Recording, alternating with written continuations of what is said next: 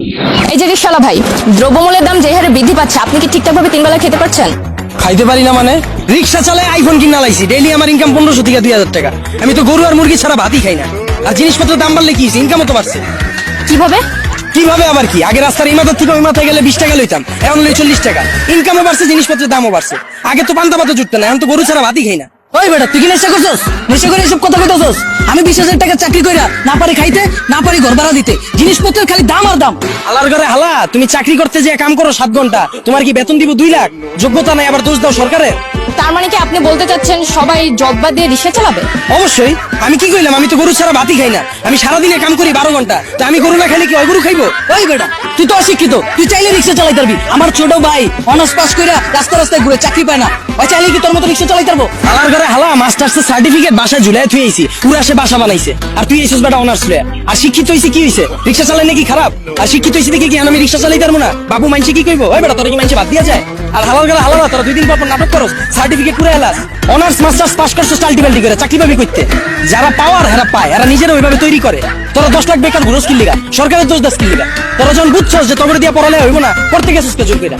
ও বুঝছি, সার্টিফিকেটের লেগা না? বিয়ার সময় যেন কইতে পারো যে আমি গ্রাজুয়েট, আমি ইঞ্জিনিয়ার, আমি শিক্ষিত। এসব বন্ডামি বাদ দিয়া তোর বাইরে রিক্সা লয়ে বেরিয়ে। তার মানে আপনি কি বলতে চাচ্ছেন, আপনি নিজেও অনার্স মাস্টার্স কমপ্লিট করছেন, কিন্তু নিজেকে ওইভাবে তৈরি করতে পারেননি, যার কারণে আপনার জব হয়নি? হ্যাঁ অবশ্যই, মিছা কথা কমুকে। আমি নিজের ওইভাবে তৈরি করিনি, আমি জমও পাইনি, আমি রিক্সা চালানো শুরু করছি। আর এই যে 10 লাখ বেকার ঘুরতেছে, একটাও কি বুকে হাত দিয়ে কইতে পারবো নিজে সর্বোচ্চ চেষ্টা করছে? আর এই যে 10 লাখ বেকার ঘুরতেছে, একটা বুকে হাত দিয়ে কইতে পারবো নিজে করে ওইভাবে তৈরি করছে, নিজেকে সর্বোচ্চ চেষ্টাটা করছে, তাও চাকরি পায় নাই? সারা রাত খেলছে কার্ড, সারাদিন গার্লফ্রেন্ডের সময় দিছে, ওরা চাকরি পাবে কইতে? যারা পাওয়ার হেরা পায়। আর গ্রাজুয়েশন কমপ্লিট করছিস, ভালো কথা, বই আরিস কে? ব্যবসা কর, উদ্যোক্তা হ, ঝুঁকি ল, হাজার মানুষের লেগে রাস্তা খোল, এসব বন্ডামি বাদ দে। আপনি খুবই গুরুত্বপূর্ণ বিষয় তুলে ধরেছেন, কিন্তু বাংলাদেশের মতো এরকম গরিব দেশে দ্রব্যমূল্যের দাম বাড়াটা কি স্বাভাবিক? ভাই খারাপ, এই দেশ গরিব দেশ কেটা কইছে আপনাদের? এই দেশে 150,000 কোটি টাকার সিগারেট বিক্রি হয়, বিশ্বের ভিতরে 5 নাম্বার বিড়িখোর বাংলাদেশ। এই দেশে মানুষ 20 কোটি, স্মার্টফোন চালায় 23 কোটি, বাইক চলে 30 লাখ, প্রাইভেট কার চলে 50 লাখ। এই দেশ আমার গরিব হয় কেমনে? ওই বেটা, যারা গরিব ওরা গরিবই আছে, আর যারা বড় লোক ওরা বড় লোকই হইতাছে। এমনি দেশ চললে সবাই তো না খেয়ে মরবো। হালার ঘরে হালা, 1974 সালের পর থেকে এখন পর্যন্ত কেউ না খায় মরছে? তুই তো নিজের বুকে হাত দিয়ে কইতে পারবি এখন পর্যন্ত কোনো একবেলা না খায় রইছিস? হালার ঘরে হালা, 3 বেলা তো ভাত খাসি, লগে আবার বিকালের নাস্তাও মারাস। আর যে কস জিনিসপত্রের খালি দাম বাড়তাছে, খামু কেমনে? জিনিসপত্রের দাম বাড়লে খাস কে? কিনস কে? বুঝা আমারে? তাহলে কি আপনি বলতে চাচ্ছেন সাধারণ মানুষ না খেয়ে থাকবে? এনে আপনি আবার সাধারণ মানুষ কই পেলেন? এনে তো সবাই অসাধারণ, আমরা সবাই বাংলাদেশি, আমরা সবাই এক। একটা জিনিসের যদি দাম বাড়ে, আমরা যদি এটা খাওয়া বা ব্যবহার করা বন্ধ করে দিই, দেখি ব্যবসায়ীরা কার কাছে বেচে।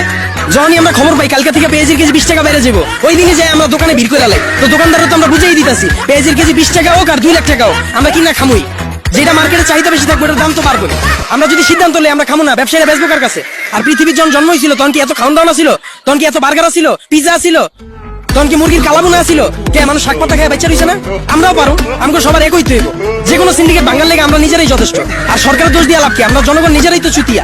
একটা জিনিসের দাম বাড়লে আমরা ফ্রিজ ভরা শুরু করে দিই, ফ্রিজ ভরা বন্ধ করলে এমনি সবকিছু ঠিক হয়ে যাবে। ধন্যবাদ ভাইয়া। ওনার কথা শুনে আমরা বুঝতে পারলাম দেশের পরিস্থিতি যতই নিয়ন্ত্রণের বাইরে থাকুক না কেন, আমরা সবাই যদি একত্রিত হয়ে যুদ্ধ করি তাহলে সবকিছু নিয়ন্ত্রণে আনা সম্ভব।